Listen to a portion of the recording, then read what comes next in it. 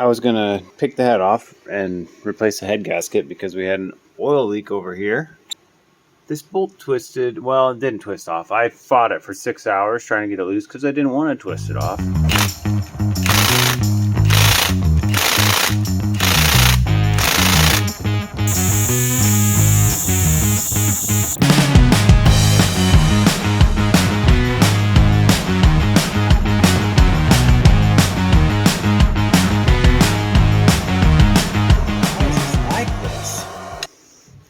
Now this engine's coming out and that 4.3 is going in. There's some other people on the internet that want this head and other so I decided we'll go ahead and pull this engine out, and that way I can rip components off and let people have what they want. We're going to start by draining the radiator, and that little guy is right down here. Figure out how to take the radiator out, get it out of the way, disconnect the trans. Hopefully I can pull this thing with the transmission connected. We'll see. Went ahead and removed the top hose here. We're going to go underneath, remove the bottom hose, wiggle it off, get the rest of the juice out of there, and then we'll probably have to take the fan off. We'll take this cover loose, which also you can see here and there. That also releases the radiator, and it should come up out of there. We got that out of the way. We got room to maybe pull it out as one big turd. Lower hose removed. The lower hose, I kind of had to fight with that extension bar because they always stick. You can see it there, how crusty it was there. Okay, I got this shroud loose, which the radiator is loose, but that lower hose port won't let it come out without the fan coming out. Get them loose, and then these four bolts all the way around, and that fan will slip off of there and it'll come out in the shroud. Alright, fan is loose. And my snagged on. What am I snagged on?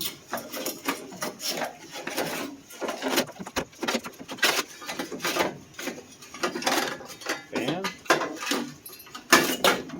Oh, this thing's not. The hose was clamped on there. Alright.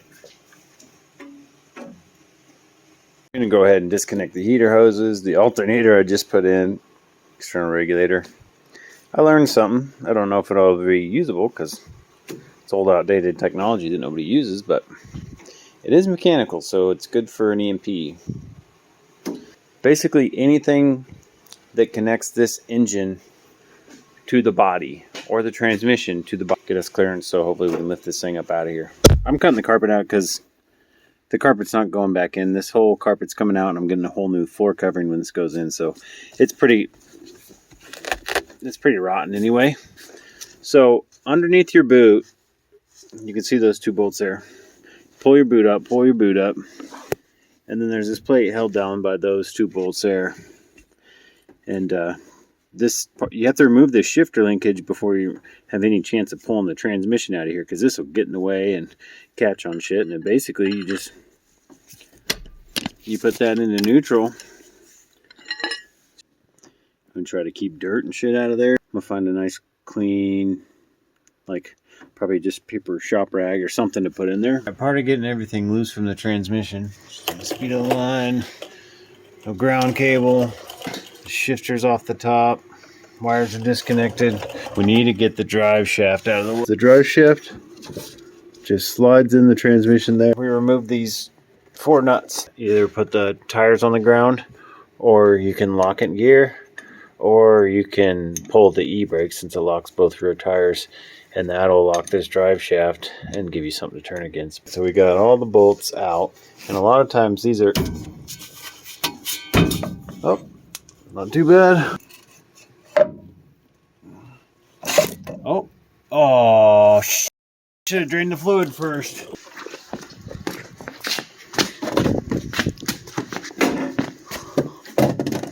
Oh, I didn't even make it. Oh.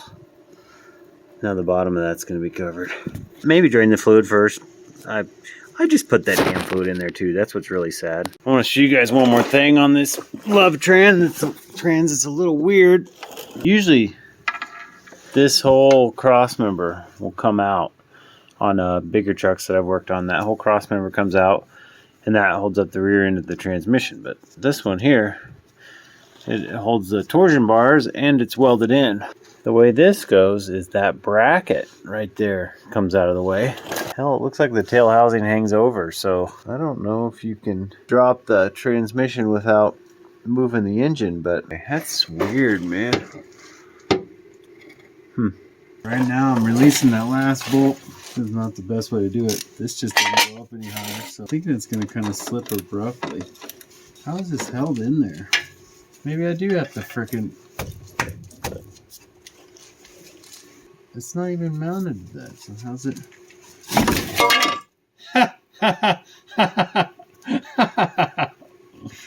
Oh, fuck you little stuck boys. That fucking scared the shit out of me. All I have left before I can pull this out of here. Engine mount on this side. Engine mount on this side. Oh, I'll have to cut the exhaust too. These brackets look like right here. So I can take a nut off the backside, nut off the backside. Looks like it'll still sit in there. I'll probably want to bring the hoist up here and get it connected before I take those brackets loose. Got the hoist all hooked up here. Secured to the engine.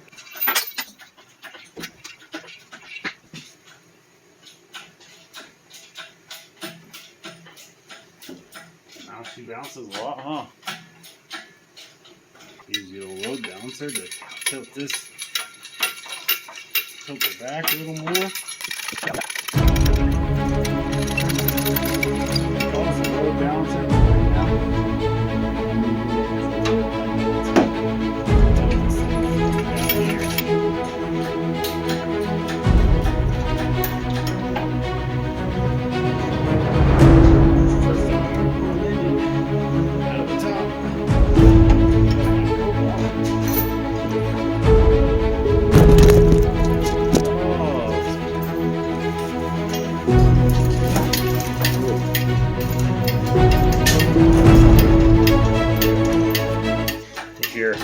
Cranking it and she starts feeling hard.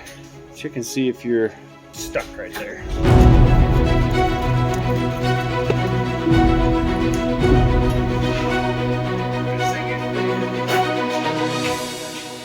Well, she's out. Alright, so here's the deal. This master cylinder is about wrong as far as fitting on here in about every way.